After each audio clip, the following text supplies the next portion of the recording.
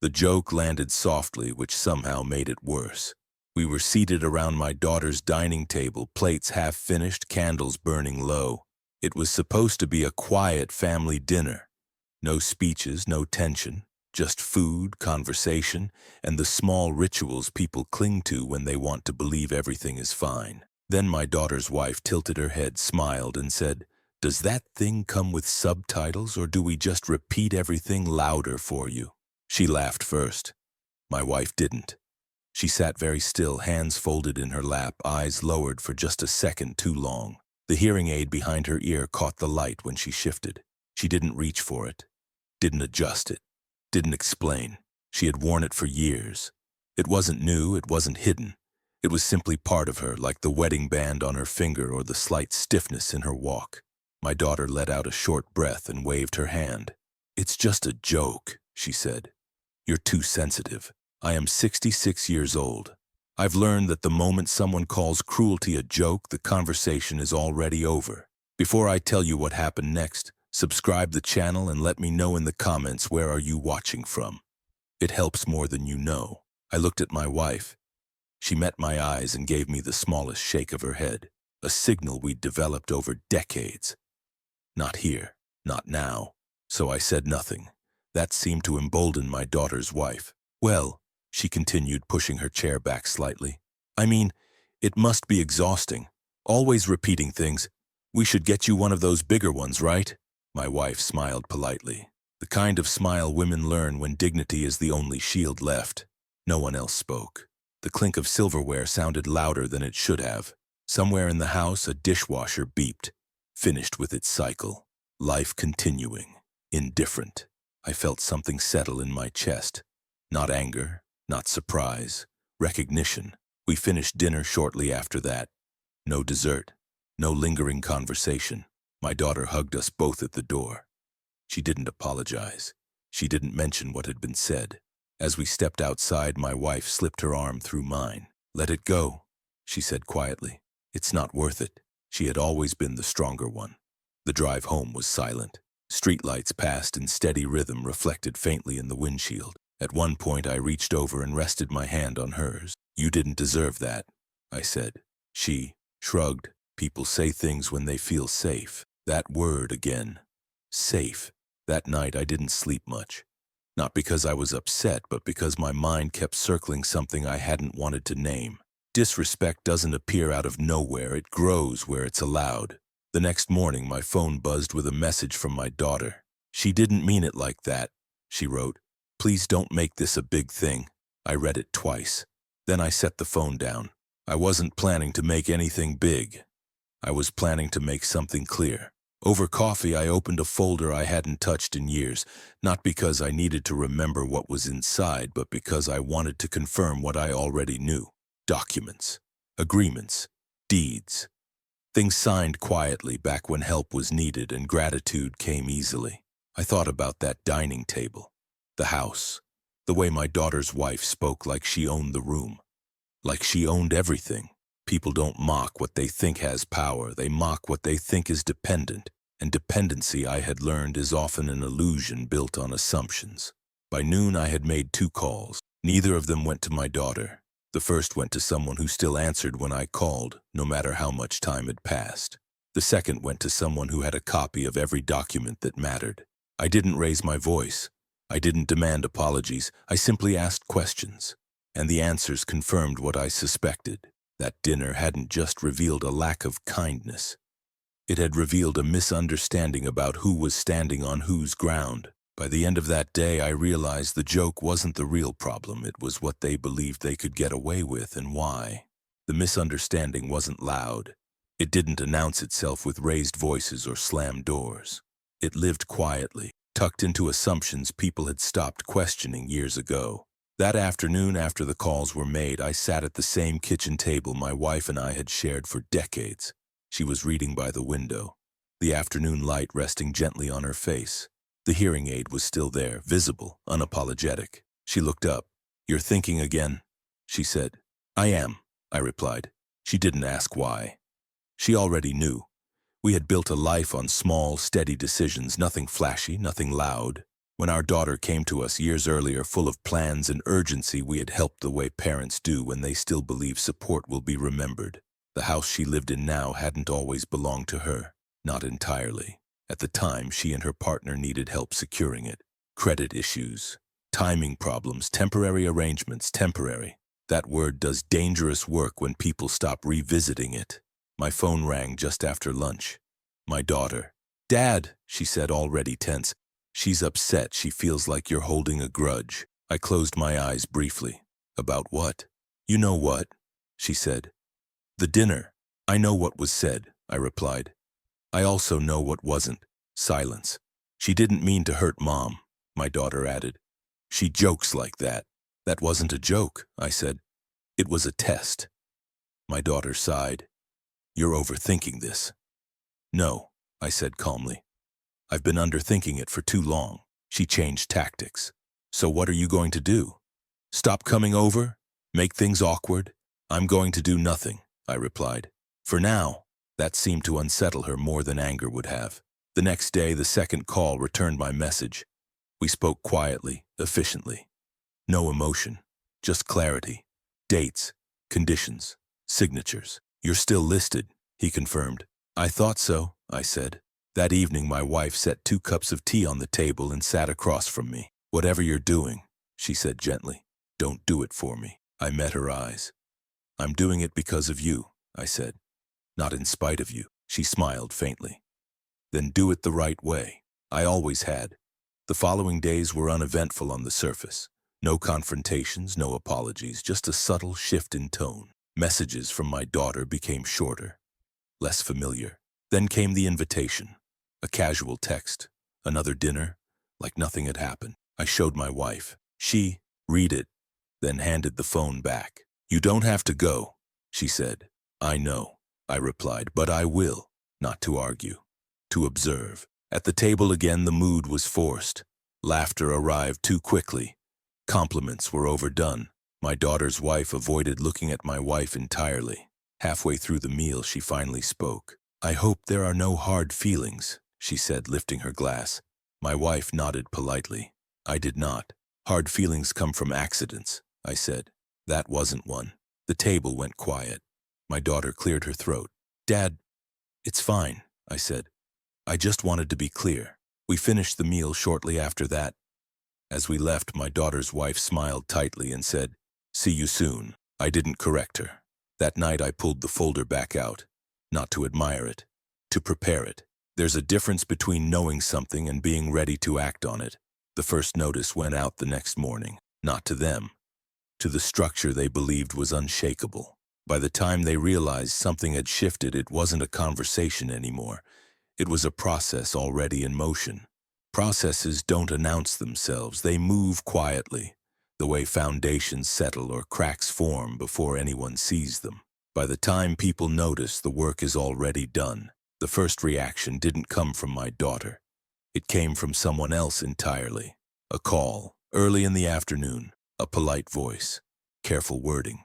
"There seems to be some confusion regarding the property documentation," the voice said. "We're reviewing records and wanted to confirm a few details."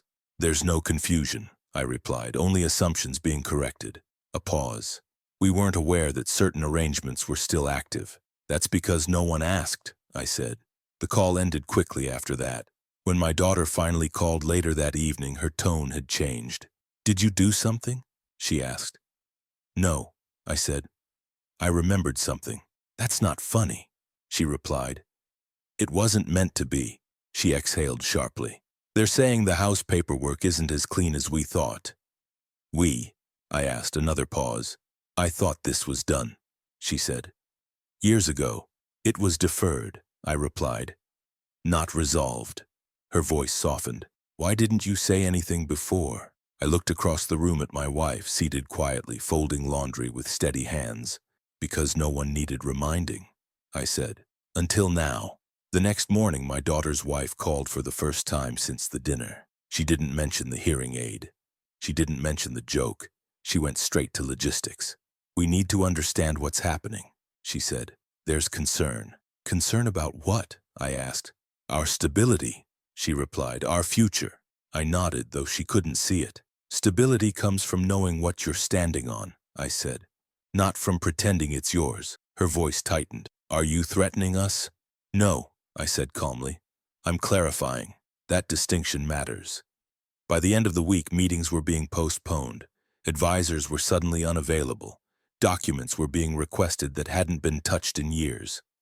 Nothing dramatic. Just gravity returning to places where it had been ignored. My daughter came over that Sunday. She looked tired, older. She's angry, she said. She thinks you're punishing her. I'm not punishing anyone, I replied. I'm responding. For a joke? She asked. For a belief, I corrected. That belief just revealed itself through a joke. She sat heavily on the couch. You don't understand what this does to us, she said. I understand exactly, I replied. I lived it. She looked up. You're choosing Mom over us. I didn't hesitate. I'm choosing respect. She didn't respond. That night, my wife touched my arm as we sat together. You don't need to protect me, she said softly. I know, I replied. I need to protect what we taught. The following day, the second notice went out. This one was more specific: timelines, conditions, consequences. Still no accusations, just facts. By the time the house became a topic of discussion outside their walls, it was no longer something they controlled. And the joke, so easily dismissed at that table, had faded completely, replaced by something much harder to laugh away. When entitlement finally meets documentation, it doesn't argue. It recalculates, and that recalculation was already underway. By the time the recalculation reached them, the tone had changed completely. No more casual messages. No more invitations pretending nothing was wrong. Everything now arrived with caution, like people were afraid the wrong word might trigger something they couldn't stop. My daughter's wife stopped calling altogether. That told me more than any argument ever could. Instead, a third party reached out, someone who had never once attended a family dinner, never laughed at a joke, never commented on a hearing aid, a person who dealt strictly in numbers, documents, and liability. We're trying to understand exposure, he said. Exposure, another careful word. It's all in the paperwork, I replied. It always was. There was a long silence on the line. You're aware this could force changes, he said finally. I'm aware it will, I said. When my daughter came over later that week, she didn't bring explanations. She brought fear. They're talking about selling, she said, about downsizing, about restructuring everything. I poured her tea and waited until she was seated. Do you know why this feels sudden? I asked. She shook her head. Because you believed the story they told you instead of the structure underneath it, I said. That's not your fault, but it is your responsibility. Her eyes filled. She says you're doing this because you don't accept us. That one hurt. I leaned forward. I accepted you long before this house existed, I said, and I will accept you long after it's gone. This has nothing to do with who you love. She nodded slowly. This is about how she treated your mother, she said. Yes, I replied, and how you dismissed it. That landed harder than anything else I'd said. She covered her face with her hands. I didn't want to make it worse. Silence always makes it worse, I said gently. It just delays the cost. The following days were heavy, not dramatic, just weighted. Conversations happened behind closed doors. Decisions were made without celebration. The house felt different when I passed it one afternoon. Still standing, still polished, but something essential had shifted. Confidence had drained out of it. My daughter's wife finally sent a message, not an apology. A question. What do you want from us? I stared at the screen for a long time before replying. I want you to understand that respect is not optional, I typed, and I want my daughter to never feel like she has to laugh along to cruelty. There was no immediate response. When it came hours later, it was short. This is ruining everything. I didn't reply, because what was being ruined wasn't a family, it was an illusion. That weekend, my daughter called and asked if she could stay with us for a few days just to think. When she arrived, she hugged her mother longer than usual. My wife didn't say anything. She just held her. That night, the three of us ate quietly. No tension, no jokes, just space. Before bed, my daughter said something that told me we were finally moving forward. I didn't realize how much I was minimizing things just to keep peace, she said. Peace built on silence isn't peace, my wife replied softly. It's postponement. The next morning, a notice appeared on a site I hadn't expected to see so soon. The house was being prepared. Not announced, prepared. And once that happens, there's no going back to pretending. The moment my daughter packed a small bag and didn't say when she'd return, I knew the story was no longer about property. It was about choice. My daughter didn't pack everything. Just enough to breathe. A few changes of clothes, her laptop, the small framed photo of her and her mother from years ago taken long before the house, the dinners and the assumptions. She set the bag by the door and stood there for a moment like she was waiting for permission she no longer needed. "You can stay as long as you want," my wife said. My daughter nodded. "I know." That was the first honest sentence she'd spoken in weeks. The next few days were quiet in a way that felt earned. No whispered phone calls, no rehearsed explanations, just space. My daughter slept, read, took long walks with her mother. When she spoke, it was slower, less defensive. Her wife didn't come by. Instead, messages arrived, measured, indirect, routed through advisors and calendars. Requests for meetings, clarifications, proposals that sounded cooperative without actually acknowledging what had happened. I declined most of them, not out of spite, out of sequence. When people rush to fix the surface, it usually means they haven't examined the structure. Midweek, the call came that confirmed what I'd been expecting. "They're preparing to list," the voice said, quietly. "Good," I replied. "You understand what that means?" he added. "Yes," I said. "It means they've accepted reality." That evening, my daughter sat across from me at the kitchen table. She looked steadier than she had in months. "She wants to talk," she said. "Do you?" I asked. She thought for a moment. "I want clarity." "Then listen more than you explain," I said. "And don't negotiate your dignity." She nodded. The conversation happened the next day. Not at the house, not here. Neutral ground. When my daughter returned, she didn't say much at first. She took off her jacket, set her bag down, and sat. "She apologized," she said finally. I waited. "For the joke," she continued, "for the dinner." "And?" I asked. "And she said she was under pressure," my daughter said. "That things were slipping and she lashed out." I nodded. "Pressure reveals habits." "She also said she didn't realize how much the house mattered," my daughter added. "How much it defined things." "That's because it was never supposed to," I replied. My wife reached for my daughter's hand. "What did you say?" she asked. "I said I wasn't going back," my daughter said. "Not until respect was non-negotiable." That was the moment I knew we were past the worst of it. Not because the house was being listed, but because my daughter had stopped bargaining with herself. The paperwork moved faster after that. Once resistance dissolves, systems do what they're designed to do. The house shifted from centerpiece to asset, from symbol to liability, from proof to problem. People stopped calling it home. They started calling it inventory. My daughter's wife called me once, not to argue, not to accuse, to ask a single question. "Is there any way to stop this?" she asked. "Yes," I said. There was a pause. "How?" she asked. "By understanding that this was never leverage," I replied. "It was responsibility." She didn't respond. By the end of the week, my daughter had signed a short-term lease on a modest place closer to work. Nothing impressive, nothing symbolic, just hers. We helped her move what mattered. The rest stayed behind. Objects lose their power quickly when meaning leaves the room. That night, we sat together again, the three of us. "I thought keeping things smooth meant being mature," my daughter said. "I didn't realize I was teaching people how to treat us." "You didn't teach them," my wife said. "You tolerated them. There's a difference." Outside, the street was quiet. Inside, something felt finished. The joke that had started it all hadn't been mentioned in days. Not because it was forgiven, but because it had been understood. And understanding changes what you're willing to live with. The sale closed faster than anyone expected. But the real closing happened when my daughter chose herself without asking anyone to approve it. The house sold quietly. No open listings. No photos staged for admiration.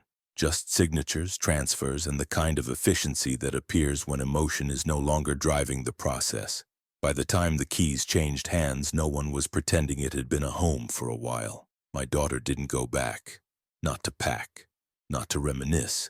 Not to argue over what belonged to whom. She took what mattered early and left the rest behind without ceremony. I was proud of her for that.